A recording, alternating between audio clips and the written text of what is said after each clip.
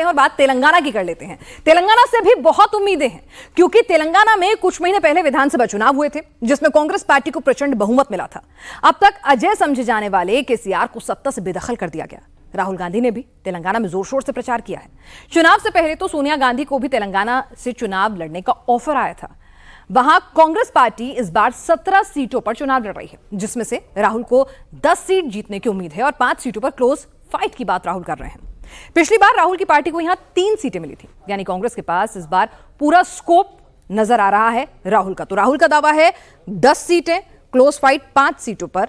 और यहां पर अगर बीजेपी की बात करें तो वो भी उम्मीद पाले हुए हैं कि अगर कुछ नुकसान होता भी है नॉर्थ की सीटों में, जहां पर वो 100% जहां स्ट्राइक रेट था, वो स्ट्राइक रेट अगर कम भी होता है तो उसकी भरपाई जो है वो साउथ के जिन स्टेट से करेगी, उसमें तेलंगाना से भी एक बहुत बड़ी उम्मीद जो है वो बीजेपी को नजर आती है। तो राहुल का दावा, बीजेपी की उम्मीद।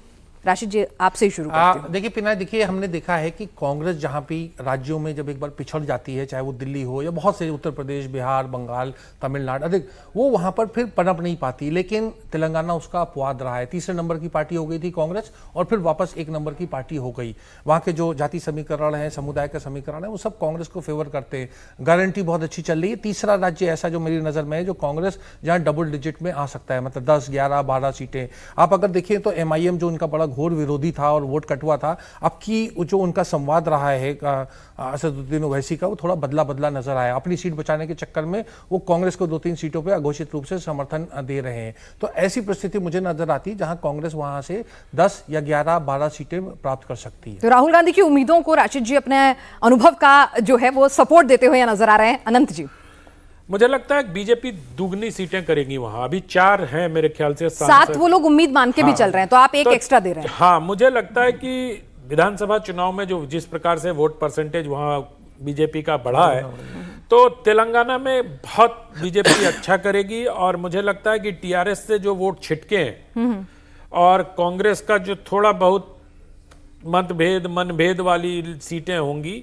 और कांग्रेस में तो देखिए, कांग्रेस की ताकत या कांग्रेस की कमजोरी उसकी पार्टी का अंतरकलह भी होता है। बहुत सारे लोग रेवन्ना को भी, वो रेवंत रेड्डी यहाँ बहुत गड़बड़ हो जाएगी सर, बहुत गड़बड़ हो जाएगा वो तो, मतलब बहुत ही गड़बड़ हो जाएगा। तो रेवंत रेड्डी को जो लोग नहीं देखना चाहते हैं वो भीतर घात भी करेंगे। उम्मीद जो है ना, रेवंत रेड्डी की उस बयान ने जगाई है कि 125 अगर कांग्रेस को आ गई, कि बीजेपी को तो सरकार बनाने के लिए 272 चाहिए, लेकिन कांग्रेस को अगर 125 भी आ गई ना तो फिर सरकार हिल जाएगी। मुझे लगता है कि आप अगर हिस्टोरिकली देखें तो जब दोनों ये एक साथ आंध्र प्रदेश हुआ करते थे, तो आंध्र प्रदेश में जिसका बहुमत होता था केंद्र में सरकार बना लेती थी। वो YSR ने ये कारनामा करके दिखाया था एक आध बार, मुझे लगता है।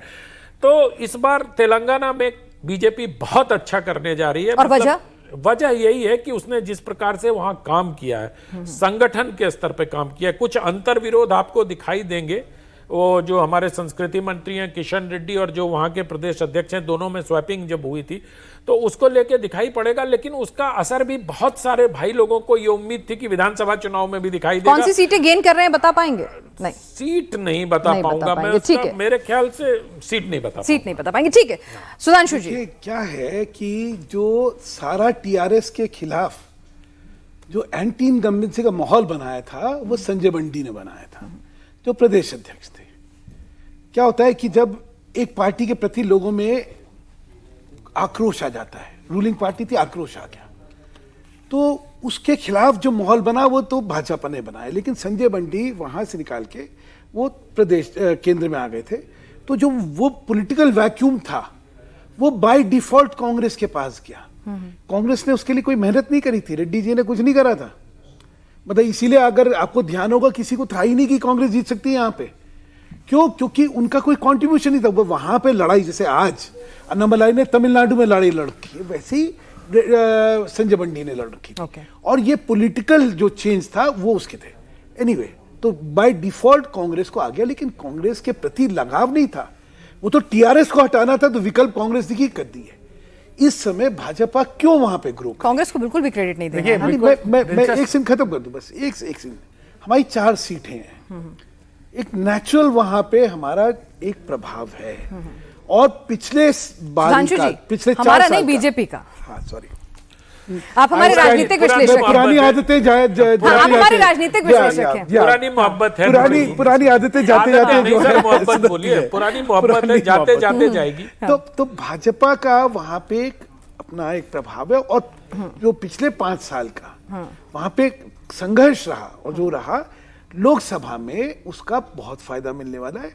भाजपा का वहां पे कम से कम 8 सीट का पहुंचना लाजमी है। चलिए 8, 7, 8 और सर तो अभी 12 सीटें 12 सीटें कांग्रेस के खाते में। आप सर देखिए, मुझे लगता है कि तेलंगाना में अगर भारतीय जनता पार्टी विधानसभा चुनाव के पहले के कविता को, जिस तरीके से आरोप लगाए गए थे के कविता के ऊपर, अगर भारतीय जनता पार्टी या केंद्र सरकार ईडी उसे अरेस्ट कर लेती तो मुझे लग रहा है उस समय अगर अरेस्ट होती तो उसका फायदा भारतीय जनता पार्टी को तेलंगाना के चुनाव में मिलता। अच्छा। चूंकि भारतीय जनता पार्टी ने किया नहीं, उसका बेनिफिट पूरा कांग्रेस के पास चला गया।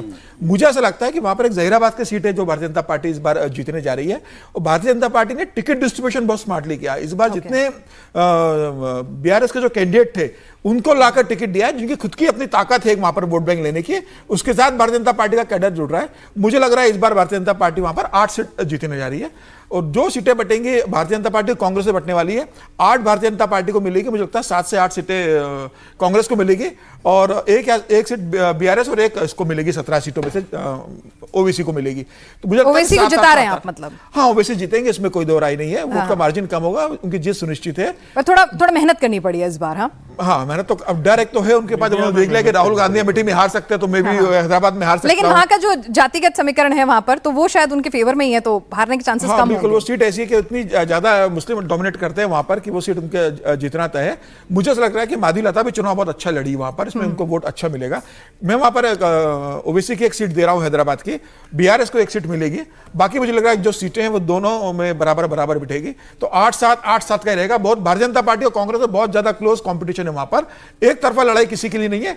भारतीय जनता पार्टी भी 7 से 8 सीटें जीत सकती है, और कांग्रेस भी 7 से 8 सीटें वहां जीतने की स्थिति में है। जी राशिद जी, आप कुछ कहना चाह रहे हैं? जी देखिए, जो वहाँ विधानसभा का चुनाव हुआ था, वहाँ आपको जान के हैरत होगी कि कोई भी मुस्लिम समाज का प्रतिनिधित्व नहीं हो पाया था कांग्रेस की तरफ से। जब कांग्रेस की 64 सीटें मिली, लेकिन उसमें कोई भी एक भी मुस्लिम एमएलए नहीं था। अब मुझे लगता है उस समुदाय में एक रियलाइजेशन हुआ कि वो जो उन्होंने बीआरएस के ऊपर दिया था या एमआईएम के प्रति जो रुझान था वो बदल रहा है। तो ओवैसी अपनी सीट निकाल सकते हैं, लेकिन ओवैसी ने मुझे लगता है अंदर खाने कुछ रेवंत रेड्डी से सांठगांठ की है, और उससे कांग्रेस को लाभ होगा। तो इसलिए अब ओवैसी समझ में नहीं आता कि कभी रेवंत रेड्डी से सांठगांठ कर लेते हैं, कभी बीजेपी की बी टीम बन जाते हैं। मतलब ओवैसी सबसे सही है भाई। हाँ, जो उनके साथ सहयोग करते हैं उसके ऊपर एक प्रश्न चिन्ह उठाता है उनकी लीडरशिप के ऊपर कि क्यों भाजपा उनके दांव में आ जाती है, क्यों कांग्रेस उनके दांव में आ जाती है। इसका हमें जवाब खोजना चाहिए।